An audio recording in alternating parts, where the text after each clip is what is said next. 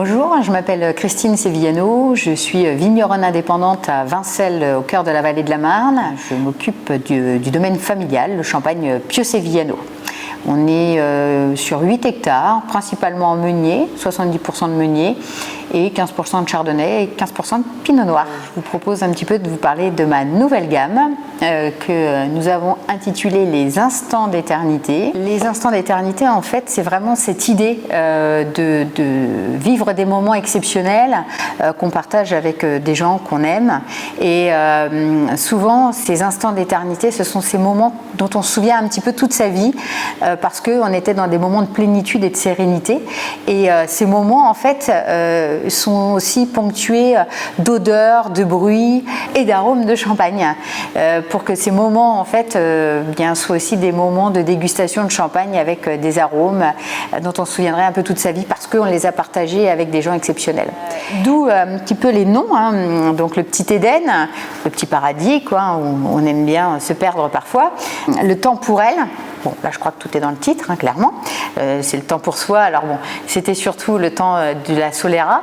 L'école buissonnière, évidemment, l'école buissonnière, c'est le moment qu'on prend pour soi, hein, et c'est clair et net, où on se sauve un petit peu de son quotidien.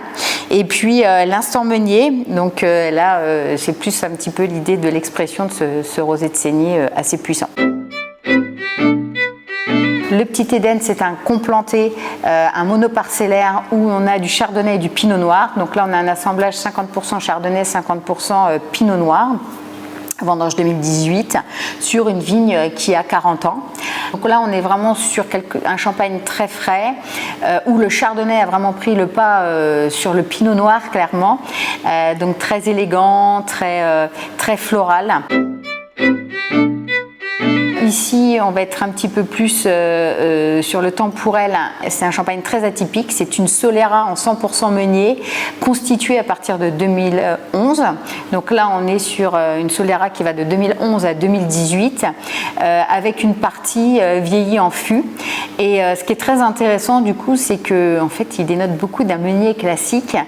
Et j'ai tendance à dire que c'est un meunier qui pinote. Voilà, donc on a plus un petit peu ces arômes pinot noir, de violette, de rose. C'est assez surprenant. Sur l'école buissonnière, on l'a travaillé un petit peu selon les principes véganes, je ne suis pas certifiée. C'était une demande qu'on avait, donc on en a profité quand on a créé ce champagne pour aller au bout de cette logique. Et là, on n'a que de la vieille vigne, plus de 30 ans, en 50% meunier, 25% pinot noir et 25% chardonnay. On va retrouver un petit peu les critères un petit peu du meunier, mais vraiment avec beaucoup de finesse, beaucoup d'élégance, dû justement à l'âge de la vigne et au rendement beaucoup plus faible. L'instant meunier, c'est un monoparcellaire d'une vigne qui a été plantée en 1969 par mon grand-père. 100% meunier. On a un temps de macération de 29 heures sur ce rosé de saignée. On a été assez surpris par ce rosé parce qu'on a vraiment au-delà des fruits rouges qu'on peut avoir, hein, des fruits rouges assez mûrs d'ailleurs, on va vraiment être quasiment sur la cerise, la mûre, mais en même temps on va avoir des arômes un peu café, mocha, assez surprenant en fait pour un rosé de saignée de Champagne.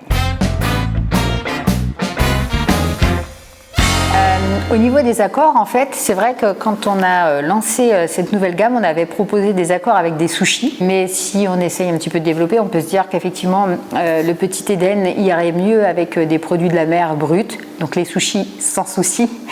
Et pourquoi pas les makis également, parce qu'on a parfois un petit côté crémeux qui va très bien quand même avec cette cuvée. Le temporel, j'avoue que ma petite faiblesse, c'est à l'apéritif, parce que je trouve que cette cuvée se suffit à elle-même.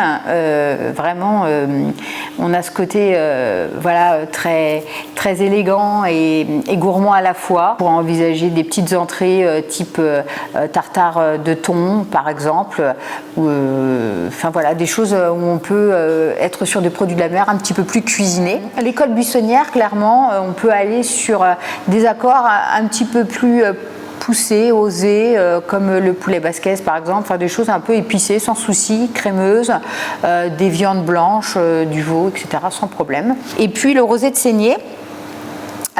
eh bien on peut aller sur des carpaccio de bœuf, des choses élégantes et en même temps puissantes. Peut-être pas des choses trop épicées pour ne pas non plus tuer un petit peu le côté épicé de cette cuvée, mais moi le carpaccio de bœuf, je trouve que c'est plutôt sympa. Même le tartare, mais allez, sans qu'il soit trop abouti.